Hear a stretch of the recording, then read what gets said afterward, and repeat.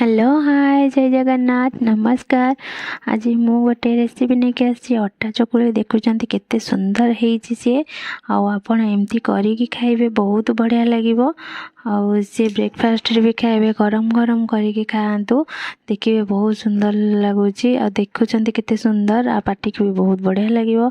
आउ मु चलंतु आग आलू आ टमाटो पियाज बीन्स को भलरे धोईकी ताको चोपा छड़ेकी भलरे काटिकी ताको रखी दउची ताको पूरा छोट छोट पीस करिकी ताको पूरा काटिबे काना जहाँकि से सिझिबा को बहुत जल्दी टाइम लागबनी बहुत जल्दी हो जिवो। तो सब बेले पियाज को जिते भी छोट छोट करिकी काटिबे तो बहुत बढ़िया। आ सेतिरे कैप्सिकम भी आपण नेकी छोट छोट करिकी काटिकी पकेई पारिबे। आउ चीनी भी आपण भी चाहिए भी एथिरे देबे तो मु भी एथिरे चीनी देबिनी। तो चलंतु आग देखंतु मु केमती काटी दउची पूरा छोट छोट पीस करिकी मु आलू को आग प्रथमे काटी नउची पूरा छोट छोट पीस करिकी चोपा छड़ेकी धोईकी भले रखीथिली तबे ताको काटी नेची। आ बीन्स को बेसी देबिनी तो किछि 2-3टा खंडे बीन्स की एटा छोट छोट पिठाटा आपण 2 जनक पई भी आराम से इति रे करि परिबे। आ तो मु करूची पूरा छोट छोट करिकी पूरा बीन्स की भी काटी देइची बड़ बड़ पीस करिवेनी। आ टमाटो को भी गोटे टमाट नहीं जिबे तो से टमाट को पूरा ताको भी पूरा छोट छोट पीस करिकी काटी नेबे भलरे सब भलरे काटिकी गोटे बाउल रे भी रखी नेबे। आ आपण एथरे कंचा लंका देले भी बहुत बढ़िया आ नहले लंका गुंड भी दे पारिबे। तो मु एथरे कंचा लंका नहीं जाइची आउ एथरे कंचा लंका आलू आ टमाटो बीन्स सब एबे मु नहीं जाइची काटिकी आ किछि धनिया पत्र भी सेतरे आपण काटिकी देई देबे बहुत बढ़िया वासना हबो टेस्ट भी बहुत भल लागिवो। तो सब जिनस एबे मु नहीं गली तापरे सेतरे किछि लूण देदेबा जेतिकी आपण लूण खाइबे लूण नहीं जिबे। तापरे एतरे अट्टा नहीं जिबा अट्टा बेसी भी नेबेनी तो जेतिकी दरकार कारण आमे 2 जन हिसाब रे मु करिछि तो से हिसाब रे आपण अट्टा नेबे। आ अट्टा नहीं कि पानी देबे अल्प अल्प पानी दे देई ताकू गोळेइबे नहले से पानी भी हो जिवो। तो धीरे धीरे देखिकी ताको मिक्स करिवे भलरे कारण गोटे गोटे जगह रे भिंडा भिंडा भी होगी रही जाए अट्टा तो भलरे ताको मिक्स करिवे भलरे।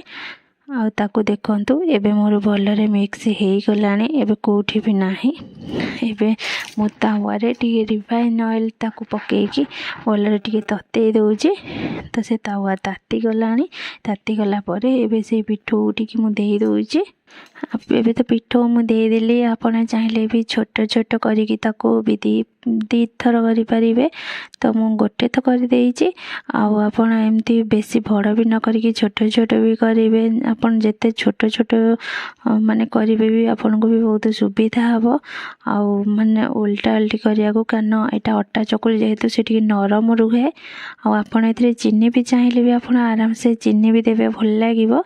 तो मु चीनी देइनी आपण चाहिले भी चीनी नहीं पारिबे।